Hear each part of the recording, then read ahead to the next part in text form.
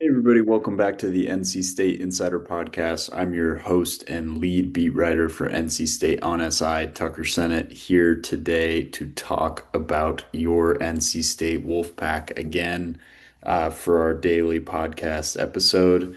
And today we're going to look at the quarterback play in the ACC and try to figure out where CJ Bailey ranks compared to these other quarterbacks in the conference.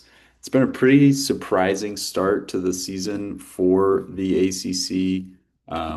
In terms of quarterback play, some of the guys that we expected to be elite in terms of the position haven't been elite, and we'll talk about that in a second. But it's just been a unique year to start with so many big games early in the season that some quarterbacks have had slower starts that are a little bit more surprising, and others in those big games have been able to prove that they're better than maybe what we expected. So I'll just throw some honorable mentions before we get started going down the list here. Jaron Kiawe Sagapolatele at Cal, the freshman lefty quarterback. Long story with his recruitment, flipped back and forth between Cal and Oregon a couple times. He's been, for a true freshman quarterback, absolutely fantastic for the Golden Bears out there.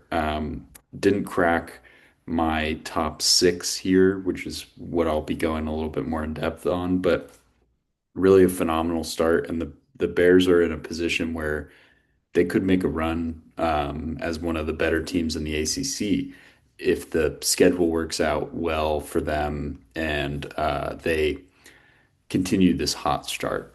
Then you got Chandler Morris at Virginia, who I saw firsthand against the Wolfpack defense. The kid's a gamer, he's a grinder, he's going to win Virginia some games. That's a much improved roster compared to a year ago, and they have some pass catchers around him, and he can use his legs. Doesn't have elite arm strength, but he can make throws off schedule, which is such a strength in the college game because, the offensive line play just isn't as strong as it is in the NFL. So Morris is definitely on the outside looking in, but a very strong quarterback. Then you got kind of the big surprise of this list, Cade Klubnik, off to a pretty terrible start this season. I think just three touchdown passes to three interceptions thrown. Definitely has had to use his legs more than I think a lot of people expected him to. This is a kid who came in with Heisman aspirations, and it just hasn't gone well since that opening game against LSU. Um, so yeah, this is a major surprise. Klubnik has been a late bloomer in terms of his performances. He's kind of come alive as the seasons have gone on. So I expect him certainly to turn things around, but he might have played himself out of the Heisman race already just in these first three games. Then you got Steve Angeli at Syracuse, who has put up massive numbers. I believe he's leading the nation in passing yards with a 1,072 through three games. He's thrown eight touchdowns. He's thrown two picks. He's a little bit of an adventure. And I think he's been sacked almost 10 times. I want to say eight times so far this season. They throw the ball a lot up there at the JMA Wireless Dome.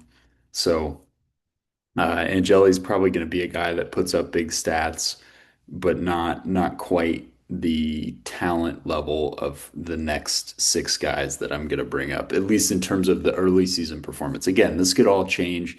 These four guys that I left out could pass four of the guys that I'm talking about now, but that's just how I see the field so far.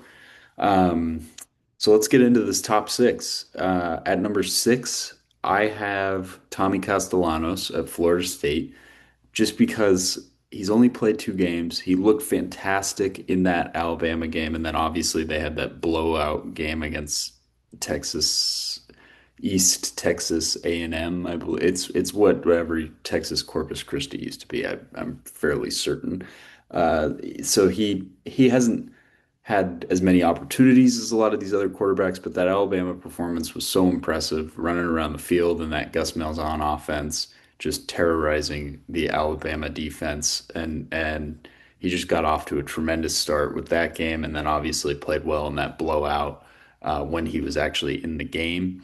So we'll see if he can continue that kind of level of performance as their schedule ramps up again over the coming weeks. I think they have Kent State this week, so another tune up there, but we'll see him against some more competition as the season goes on. At five, I have CJ Bailey. I think Bailey's played really, really good football through these first 3 weeks against stiffer competition than some of these other te guys have played so far across the board. Obviously, hasn't faced anything like Alabama or these SEC schools that some of these guys ahead of him have faced, but he's been really, really good. Clean football since that first game that he threw that one interception against ECU. He's got 5 touchdowns. He's thrown for 719 yards, and he's used his feet in really, really prime opportunities, scoring those 3 touchdowns on the ground, rushing for about 84 yards so far this year. He's shown great escapability out of the pocket, and it's been a pretty ideal start, completing 70% of his passes. It's everything that they could have wanted in bringing back Kurt Roper and pairing him with Bailey for this year.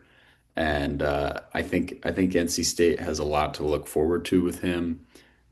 If he can continue this level of play, they might be threatening some of these teams that are ahead of them in terms of aspirations because they play a lot of these ACC higher level teams. They play Miami, they play Georgia Tech, they play Pitt, um, they play, I'm missing somebody, but they have matchups that they can prove how good CJ Bailey is, which will be very compelling down the course of the year. Above Bailey at number four, I have his opponent this weekend. So we'll have a nice quarterback matchup. Darian Mensah for Duke.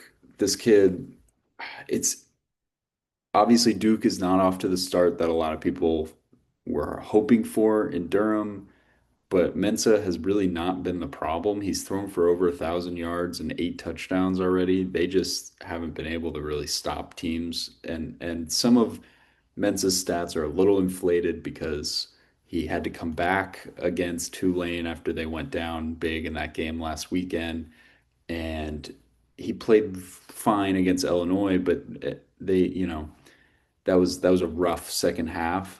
But overall, his talent when you watch him rolling out of the pocket and being able to make some of these throws is pretty unbelievable. You can see why they made him the highest paid quarterback in college football. And it'll be really interesting to see how NC State attacks him this weekend. I've talked about that already on the episode yesterday and written about it a little bit as well over the course of the week. But Mensa just the arm talent again is really really impressive. I'm not a evaluator, but I don't see any reason he won't play at the next level. This isn't my specialty. I'm not going to claim to know if a guy is going to be good in the NFL or even get drafted, but to me, he feels like a modern NFL quarterback with that arm strength, with that ability to make plays when he's off schedule. And they sort of design the offense to kind of help him get out of the pocket a little bit and fire some of these throws downfield. And he's pretty big. He's definitely a physical presence. Hasn't really shown much rushing ability early in the season, which I'm a little surprised about. So I think Bailey has a little bit of a leg up there, and a lot of these other quarterbacks do as well. But he's been really, really solid. So I'm looking forward to getting to watch him in person and see how NC State plans on neutralizing him. At number three, I have Pitt quarterback Eli Holstein. Holstein's kind of a traditional quarterback, pocket passer, big kid, 6'4". He'll turn the ball over, but he's gonna battle. And he's coming off a year in which he threw 17 touchdowns as a freshman. Um, already at 9 touchdowns this season. He's thrown 3 interceptions. They had that loss to Pitt last weekend, but Holstein's a gamer, a traditional pocket passer, pretty fun to watch if you like kind of old school ball, because he's going to stay in there and just fire when he can. Throws the ball a solid amount. Definitely not as much as Mensa has. And then Dylan Lonergan at Boston College has just been firing passes. He's got 123 attempts, and then Angeli at Syracuse has 125 attempts this year. But Holstein's up to 88, so they throw the ball a fair amount there in Pittsburgh. Definitely kind of the more vanilla option on this list, but off to a strong enough start that I felt like I had to include him. Number two, probably my personal favorite in terms of watching a quarterback play on this list, Haynes King. He is kind of the perfect college quarterback, not traditional in any sense. This is a kid who does not throw the ball very much. He only has 354 yards on 48 attempts this year so far. But man, is this kid just an animal when he gets on that field at 6'3", 215 pounds. He runs the ball so hard and just looks like he's taken so many hits over the last 2 seasons. You don't know how he gets up. And he just keeps getting up and he keeps grinding in these games. And they just got that big win over Clemson last weekend. King was fantastic when he needed to be. Threw for 211 yards in that game, ran for 103 and a touchdown, and helped Georgia Tech get in position to kick a field goal to win the game. They went into Boulder. He was just incredible on the ground in that game. He ran for 156 yards and 3 touchdowns.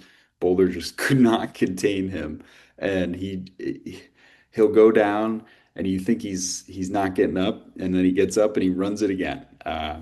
He, it's just it's unbelievable to watch this guy play football. He's averaging 5.9 yards per carry as a quarterback who he's pretty shifty given his size, and Georgia Tech's not afraid to just send him out there for 3rd and 3 and run.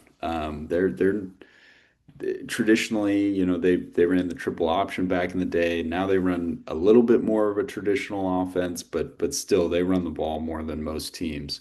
And he's a major reason why, because he's able to just take such punishment and then also give it out. So King got to be number two for a lot of people just because he, they win games because of him. That's that. It's as simple as that. And then at number one, your Heisman favorite right now. I was wrong. I'll admit it. I'll be the first to admit it. I didn't think this marriage was going to work as well as it has. And I think a big reason why it's worked better than a lot of people expected is you, there never ever will there be a year where Miami doesn't have talented pass catchers, and all we heard about during the offseason was who's Carson Beck going to throw the ball to. They lost so much production with Cam Ward leaving and all of his wide receivers leaving and Damian Martinez leaving. Miami always has good wide receivers. They always have athletes. This is not going to be an issue for the Miami Hurricanes in the modern era. They're a brand program that has always had phenomenal athletes, and they figured it out clearly. They have really, really talented guys around Carson Beck, and he is off to a pretty unbelievable start with the ranked win over Notre Dame in that week 1 game. Then you got kind of a stat sheet filler against Bethune-Cookman. And then he went out and dominated a ranked opponent in South Florida, although South Florida, they kind of came back down to earth in that game. But Beck has looked really good, really sharp, like a better leader than a lot of people expected him to be. He's established a phenomenal chemistry with Malachi Tony, who has proven to be just a tremendous downfield threat. in these early games. And Beck's played pretty clean football. I mean, in that Notre Dame game, they sort of played the clock, which was surprising to a lot of people that don't watch Mario Cristobal coach football games, but um, they didn't really give him a chance to go win that game, which was I was a little surprised about, considering how well he looked or how good he looked in that game and how well he's looked since. So I think there's probably some more trust building, and I think this Florida defense is really good, and that'll be a huge test for him this weekend. So that's kind of my ACC quarterback power rankings as they stand right now. Obviously, for you NC State fans, CJ Bailey at number five probably makes you pretty happy, considering he was behind more of these guys kind of coming into the season in terms of how people viewed him. So, so it's been a pretty perfect start for the NC State signal caller.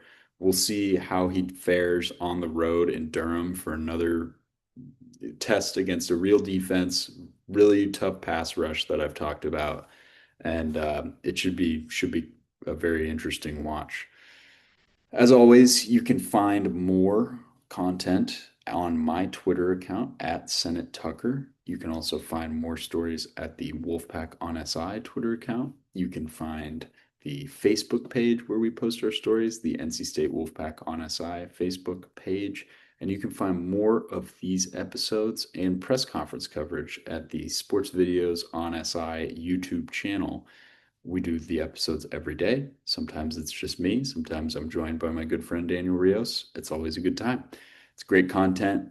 We look forward to sharing more with you over the course of the season, and I hope you have a wonderful rest of the day.